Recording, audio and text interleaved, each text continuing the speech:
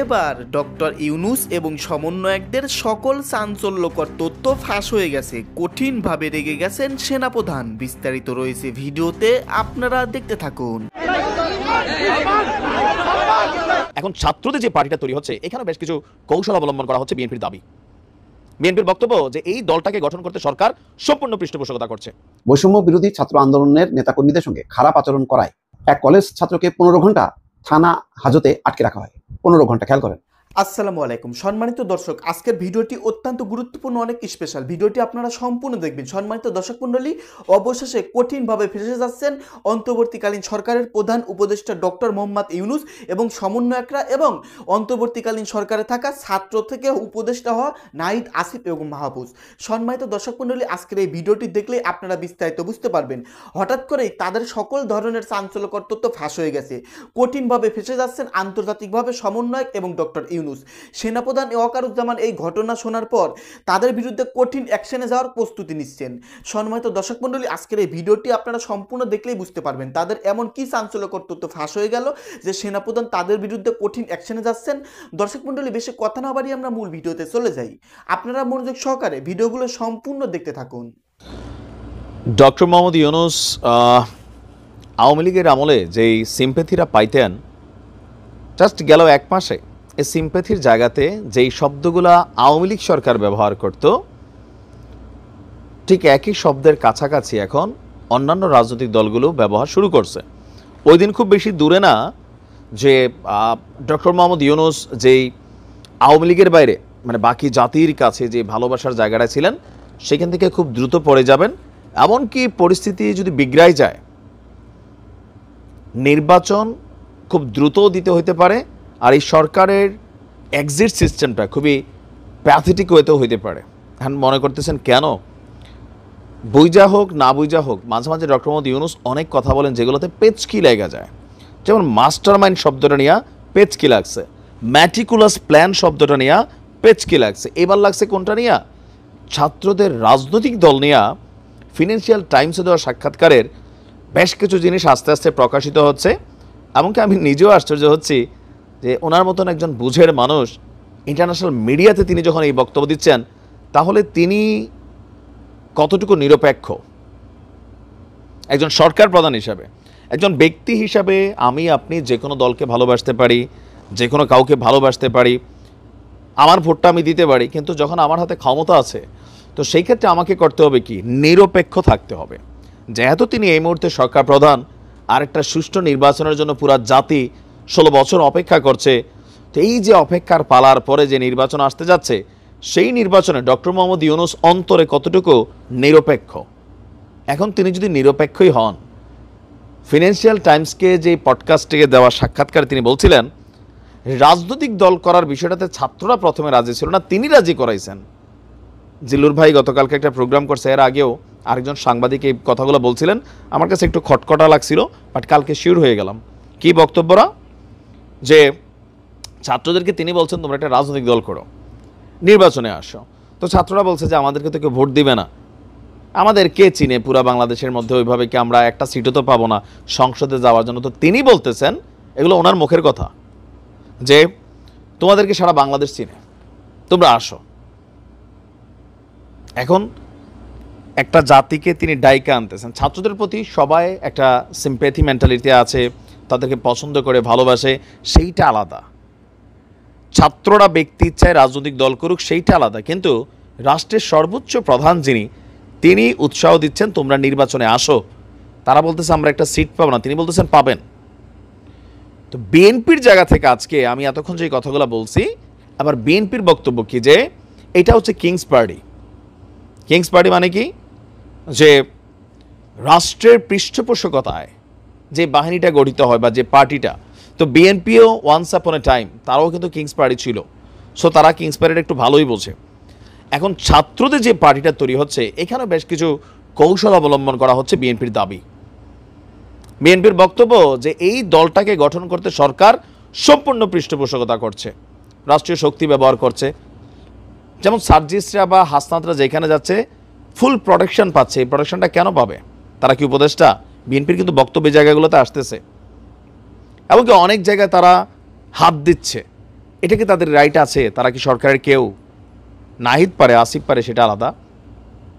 এখন বিএনপি বলছে ছাত্ররা যদি নতুন রাজনৈতিক গঠন করে নিজেরা স্বাগত জানায়, কিন্তু সরকার থেকে যেই দল গঠন করা হবে সেই দলকে দেশের মানুষ মেনে নেবে না, প্রয়োজনে রাজপথে নামবে। কয়েকদিন আগে মির্জা ফখরুল ইসলাম বলছিল যে আরেকটা 5ই আগস্ট হইতে পারে, আপনারা প্রস্তুত আছেন তো? এখন এই পেচকিগুলা কেন লাগছে?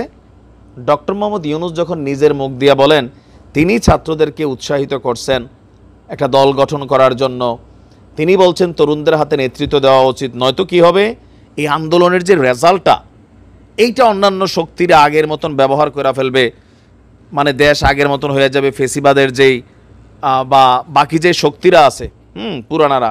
তো এটা থেকে বোঝানো হয়েছে বাকি যে রাজনৈতিক দলগুলো, তিনি মনে করছেন ছাত্রদের হাতে দেশ নিরাপদ। কোনো কোনো অংশে অনেকেই মনে করছেন, আবার কেউ কেউ মনে করছেন যে না, ছাত্ররাও ক্ষমতার দিকেই ধাবিত হচ্ছে, তারাও মানে রাষ্ট্রীয় প্রটোকলের মধ্যে থেকেই অনেক কিছু করছে, যেটা বাকি যে ছাত্র নাম দিয়ে তারা আছে তারা এখন কেউ ছাত্র না, সবাই পড়াশোনা ওভার করে ফেলছে, এখন তারা বিভিন্ন দায়িত্বে আছে।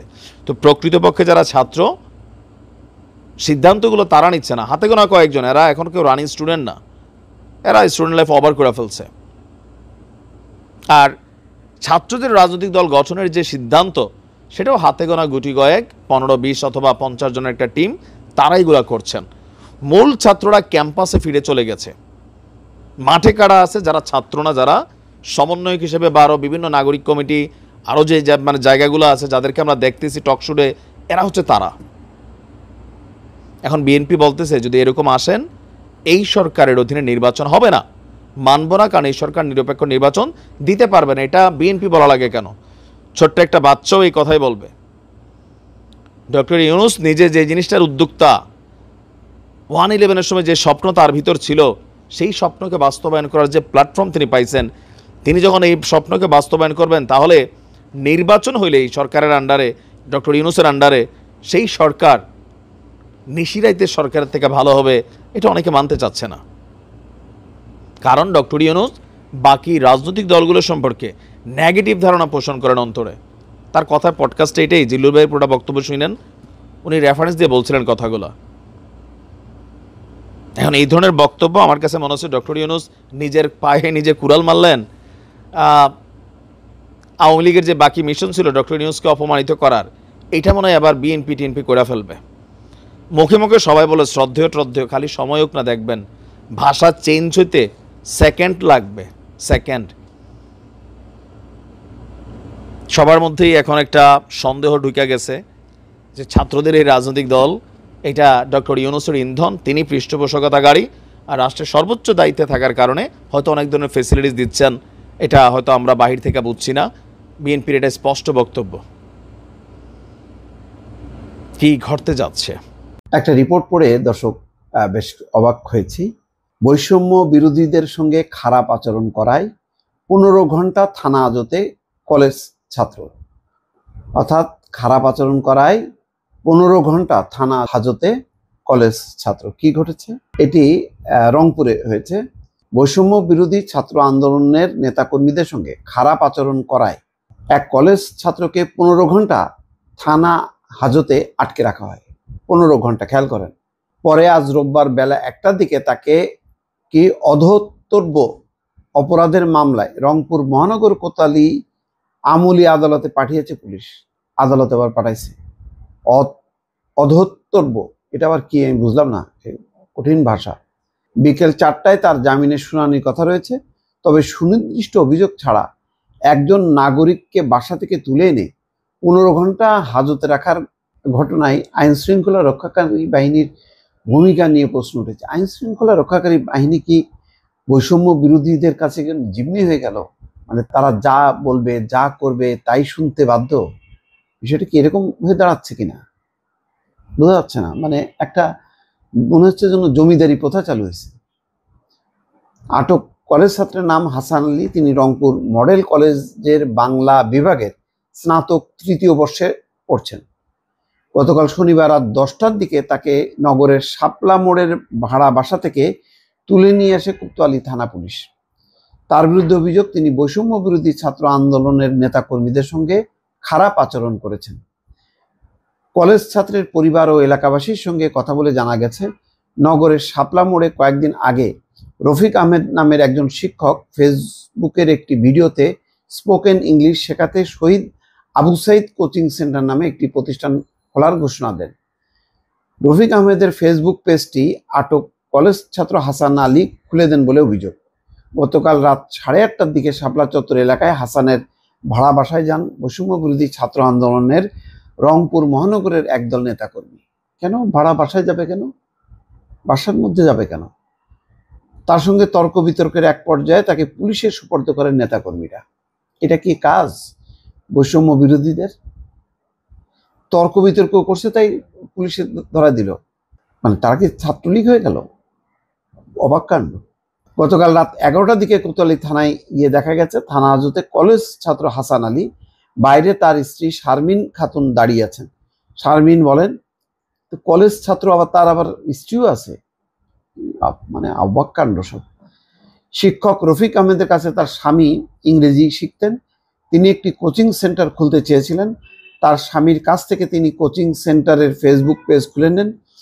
ওই ব্যক্তি বিভিন্ন বিষয়ে ভিডিও বানান। তাদের ধারণা কোচিং সেন্টারের পেজ থেকে তারা লাখ লাখ টাকা আয় করেন। তো যাই খুশি তাই, এখানে বৈষম্য বিরোধীরা কেন, আমি তো বুঝলাম না। আজ বেলা 1টার দিকে শারমিন অভিযোগ করেন তার স্বামীকে ভাড়া বাসা থেকে জোর করে থানায় এনে 15 ঘন্টা হাজতে রাখা হয়েছে। তার স্বামীর কোনো দোষ নেই, সামাজিকভাবে তার সম্মানহানি করা হয়েছে। মানে এইটা বুঝলাম না, মানে আজব আজব কিছু ঘটনা ঘটছে। মানে ক্ষমতার অপব্যবহার, স্বেচ্ছাচারিতা, এক ধরনের জমিদার তন্ত্র পেয়ে বসছে বৈষম্য বিরোধী ছাত্র আন্দোলন। তাদের উজ্জ্বল ভূমিকা আছে, উজ্জ্বল ভূমিকাটাকে এখন কি এইভাবে বাসা বাড়ির মধ্যে যাওয়া, একে পুলিশে দেওয়া, ওকে ধরায় দেওয়া, এই কাজগুলি কি তারা করছে? তো ছাত্রলীগ তো এই কাজগুলি করতো। মানে আমি আগা মাথা খুঁজে পাচ্ছি না ভাই। এখন তো আমরা আলোচনা সমালোচনা করি, এই বৈষম্য বিরোধী যারা নেতা তারা একটু চিন্তা করেন, আসলে কি পুরো কন্ট্রোল আছে তাদের এই তৃণমূল পর্যায়ের নেতা কর্মীদের, বা তারা যেই আঙ্গিকে নেতৃত্ব দিতে চান, সমাজকে রাষ্ট্রকে যেভাবে ভাবেন, তার সাথে কি এই কাজগুলি সঙ্গতিপূর্ণ কিনা, এটা ভাবার জন্য অনুরোধ করছি দর্শক। সম্মানিত দর্শক, আপনারা বিস্তারিত ভিডিওতে শুনতে পারলেন, জানতে পারলেন বর্তমানে আমাদের দেশের রাজনৈতিক অবস্থা নিয়ে চাঞ্চল্যকর কিছু তথ্য। সে সাথে জানতে পারলেন অন্তর্বর্তীকালীন সরকারের প্রধান উপদেষ্টা ডক্টর মোহাম্মদ ইউনূসের কিছু চাঞ্চল্যকর তথ্য, এবং তিনি যে পদক্ষেপগুলো নিচ্ছেন সেগুলোতে তিনি কি কি ভুল করতেছেন। সম্মানিত দর্শক মণ্ডলী, ইতিমধ্যেই প্রধান উপদেষ্টা ডক্টর মোহাম্মদ ইউনূস, সমন্বয়ক এবং উপদেষ্টা প্যানেল সকলেই মহা বিপদের মধ্যে পড়ে গেছে। তাদের অজানা চাঞ্চল্যকর তথ্য ইতিমধ্যে সোশ্যাল মিডিয়াতে ছড়িয়ে পড়েছে। এই ঘটনা ঘটবার পর সেনাপ্রধান কঠিন অ্যাকশনে যাচ্ছেন তার বিরুদ্ধে। অন্তর্বর্তীকালীন সরকার প্রধান উপদেষ্টা ডক্টর মোহাম্মদ ইউনূসের এই ঘটনার পর পতন পর্যন্ত হয়ে যেতে পারে এবং সমন্বয়কদের দেশ ছেড়ে চলে যাওয়া লাগতে পারে।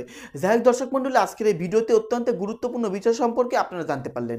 দর্শক, এই সম্পর্কে যদি আপনারা কিছু বলতে চান, আপনাদের মূল্যবান মতামত ভিডিওর কমেন্ট বক্সে অবশ্যই লিখে ঝটপট জানিয়ে দিবেন। ভিডিওর সঙ্গে সম্পূর্ণ আকারে থাকার জন্য আপনাদের সবাইকে অসংখ্য ধন্যবাদ।